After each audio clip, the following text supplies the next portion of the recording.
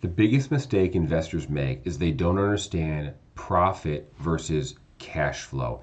And this error caused the greatest bankruptcy in US corporate history. Enron Financial, a $100 billion a year revenue business with profitable income statement, went bankrupt. How? Nobody understood the difference between cash flow and the income statement, and they got bamboozled by high growth and positive earnings and the chase for greater profits. But in reality, they were losing cash flow and it was a shell game. I'm going to show you how to unlock the difference between profit and cash flow. Let's get to work.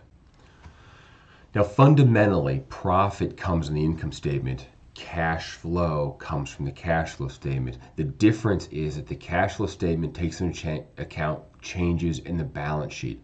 And that's where a lot of mistakes are made by investors is they look at the income statement, but they forget changes in the balance sheet, such as changes in the amount of debt that companies have. Let's dive right into the cash flow statement. There are three sections: cash flow from operations, cash flow from investing, and cash flow from financing.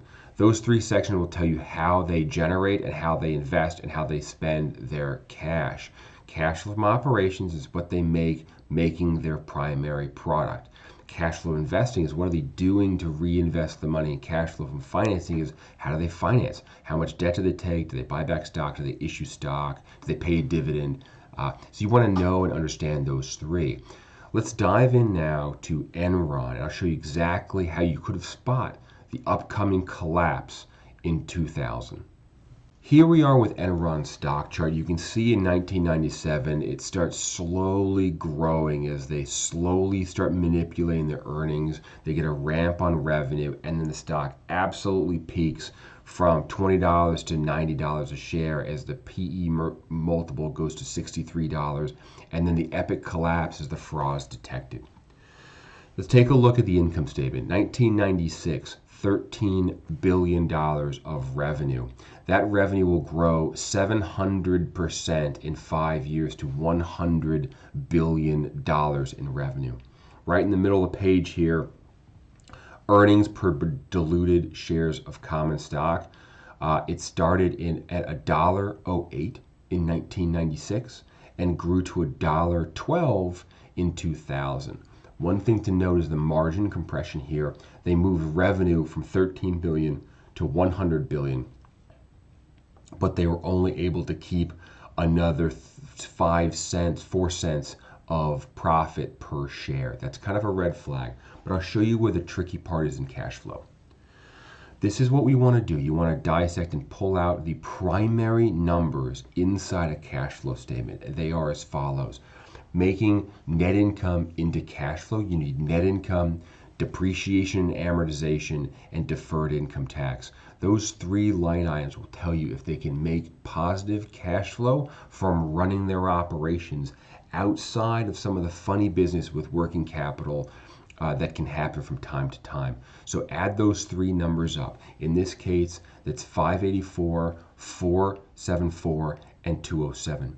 The next thing you want to look at is the CapEx, the capital investment. In this case, 864, that's cash going out for reinvestment in their primary assets. The operating cash flow up above those three lines minus this CapEx is a positive number, which is very good, positive 400 million or so, which is excellent. They can afford their CapEx.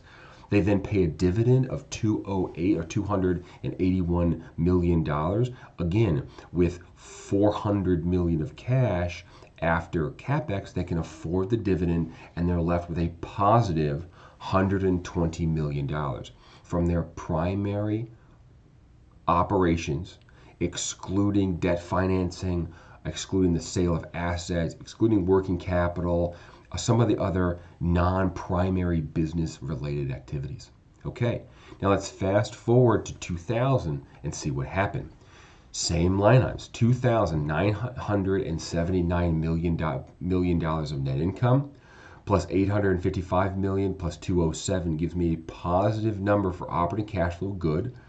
But after CapEx of 2.381 billion it's negative. You then add a dividend payment on top of that of 523, and they're losing $863 million in cash that year. They don't have much cash in the bank. In fact, if you looked at the balance sheet, you would see debt would balloon to over $38 billion over those 5 years, from what started at $10 billion ballooned to almost $40 billion as investors piled into the stock. They issued a tremendous amount of debt. They took in customer deposits. They issued preferred stock, all because revenue was growing and people thought the train was going to continue to run. The stock was going to run, and investors were willing to give them cash, despite the fact that they were burning cash flow and nobody took the time to look.